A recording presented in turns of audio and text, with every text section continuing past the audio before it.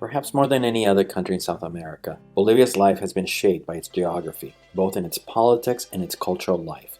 Given that much of what has happened in the country is a direct result of its resources and the difficulty of creating lasting institutions in such rugged terrain. To see why, join me for this brief look at Bolivia's political geography. Bolivia is the 27th largest country in the world, with a land area of over 1 million kilometers. Once much larger, it is the second country in South America, other than Ecuador, to have lost territory to every single one of its neighbors. Two were as a direct result of wars with Chile and Paraguay, and the others because of internal weakness compared to the neighboring countries. The one that stings the most, however, and is still a topic that pops up regularly in Bolivian politics, is the loss of the Atacama Desert to the Chileans in 1883 as a result of the War of the Pacific. The defeat gets regularly blamed for the present Bolivian underdevelopment because it made Bolivia a landlocked country, and thus, ever since then, the Bolivians dream of regaining their access to the sea. Meanwhile, if its size places it among the larger countries in the world, its population is much smaller, with the vast majority of its 12 million people living on its Andean side. In fact, the density of its population is so small that Bolivia's density ranks as the lowest in Latin America, and in South America it's surpassed only by the Guyanas. Many of these people in turn live in rural areas, making Bolivia one of the top 5 countries with the most rural population in South America, just below Ecuador and Paraguay, with nearly 29% of its inhabitants living outside of cities. It is also the country with the highest proportion of indigenous people as a percentage of its total population, with nearly 50% self-identifying as such in the census. Although the image of indigenous people abroad is usually of those from the highlands, Quechua or Aymara speakers, in reality the country has a wide array of native people all across the country who have little in common with those in the Andes. This is something that has been recognized in the country's official name, the plurinational state of Bolivia. Bolivia's physical geography is dominated by the Andes, which frames its western side and shapes the rest of the country. This puts Bolivia among the top 25 countries with the highest elevation in the world, with an average height of 1,192 meters or 3,911 feet, although it's still lower than both Chile and Peru. Because the Andes give way to a tropical forest as one moves east, the country is home to a vast array of climates, a notable 14 in the Köppen-Geiger scale, ranging from polar frost in places like Mount Sajama, its highest peak, to various types of tropical forest on its eastern side, like the surrounding area near Villamontes, the hottest place in the country, with a low average temperature of 30 degrees Celsius or 86 degrees Fahrenheit in August, and very arid places like the desert of Siloli on the border with Chile. Bolivians have traditionally collapsed their numerous ecological zones into 3, which coincide with the country's cultural regions. These are the Andean zone, usually called Altiplano, the Subandean Central Zone, generally called Valles, and the tropical lowlands, often called Llanos Orientales. The first and largest is the Llanos Orientales, which encompasses 64% of the country's land area. It is also the least populated of the 3, although the region's largest city, Santa Cruz de la Sierra, is also the biggest in the country with roughly 2.4 million inhabitants, more than double El Alto, the next largest city in Bolivia. Santa Cruz was founded in 1561 by Ñuflo de Chávez as part of a colonization attempt from Spaniards based out of Asunción in Paraguay. Unfortunately for the Spanish, their expectations were not met. The town was too far from the main markets, and Santa Cruz faced constant attacks from the local native peoples, including one that killed Ñuflo himself in 1568, leading to the city being moved several times until its current location was finalized in 1621, leaving behind Santa Cruz la Vieja, a little over 275 kilometers, that is 171 miles to the east, ruins which you can still visit today. Over 3 centuries later, the city remained only a fraction larger than the original 10,000 people. What changed its trajectory was the construction of a highway in 1954 that connected Santa Cruz to western Bolivia's markets and the discovery of oil in the surrounding area. This turbocharged its economy, making it a center for hydrocarbons, but also an agricultural hub as its hinterland became a breadbasket for the country, producing corn, rice, and wheat. Historically, the rest of the region was also quite isolated, although it was always important from a national security perspective, as Spanish authorities and later Bolivian ones wanted to defend the colony not just from native attacks, but also encroachment from the Bandeirantes, Brazilian settlers who did much to expand Portuguese territorial claims in the area. And so the Spanish crown saw to the construction of Jesuit missions in the savannah near Santa Cruz, an area known as Chiquitania at the time, which aimed to convert the natives and establish Spanish authority. These missions have survived largely intact and have since been declared UNESCO heritage sites. Trinidad, a town in the northeastern part of the country, had a similar origin story and was founded around the same time, in 1686, but little of the original mission survives. Security considerations of this region continued after Bolivia became landlocked, as national authorities sought a way to have access to the Atlantic through the Paraná River. In 1875, a town named Puerto Suárez was established where the river reached Bolivian territory. It worked as such until the 1940s, when sedimentation in the nearby lake prevented larger ships from reaching it.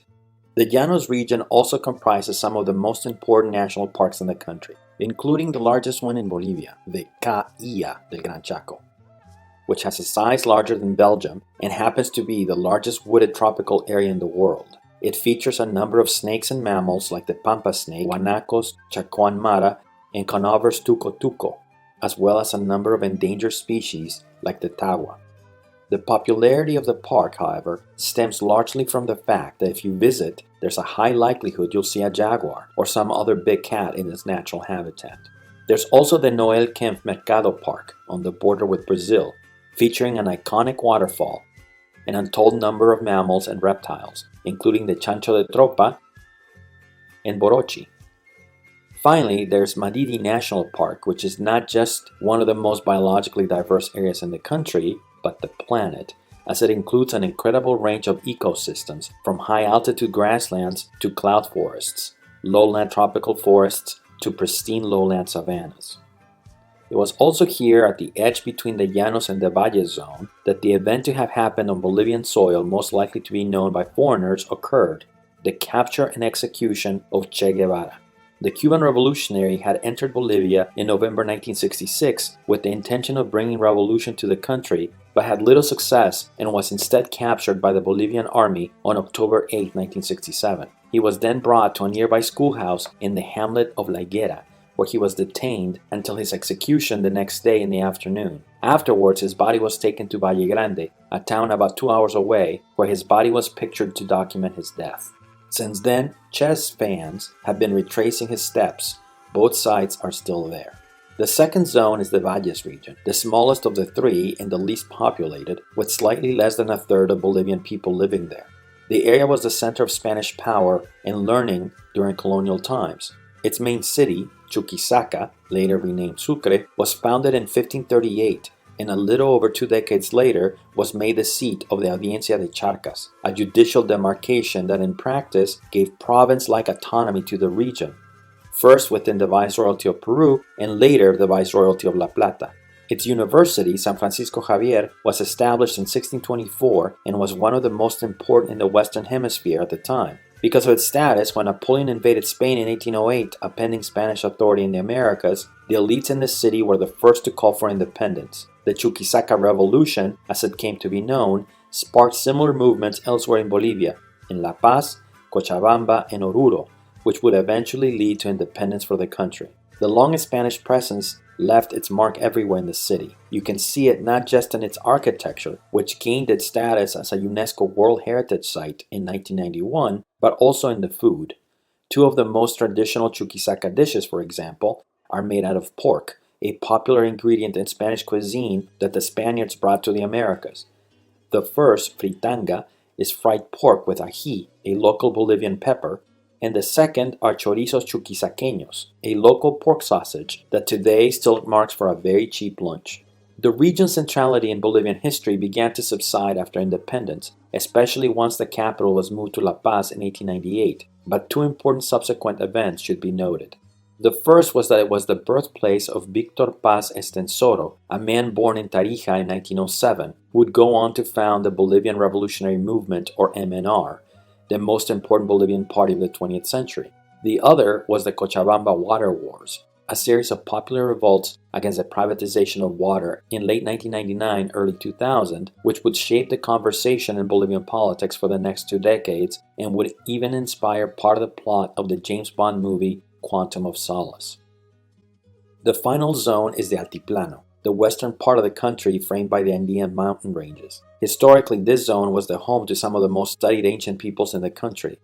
These include the Tiwanaku, a civilization that developed on the outskirts of Lake Titicaca, who would dominate the region for 400 years, and of course the Incas, who began conquering the region in 1438 and would eventually incorporate much of the Altiplano into their empire as the Cuyasuyu province.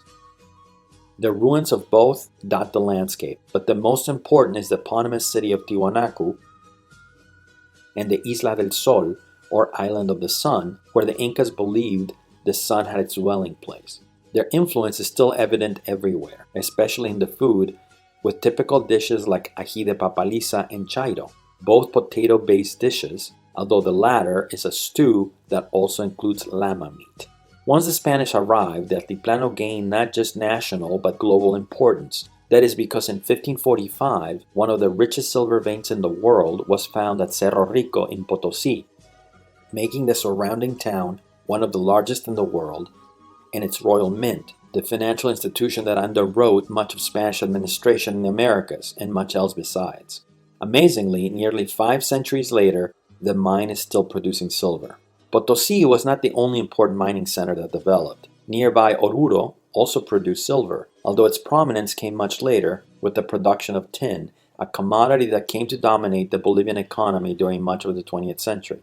But not everything was a positive. While the Altiplano produced much wealth, its mountain ranges also made political administration much more difficult, as geography prevented communication and exacerbated political differences. One of these disagreements, a dispute over whether Bolivia should be a centralized or federal system, exploded into the largest civil war in the country's history in 1898.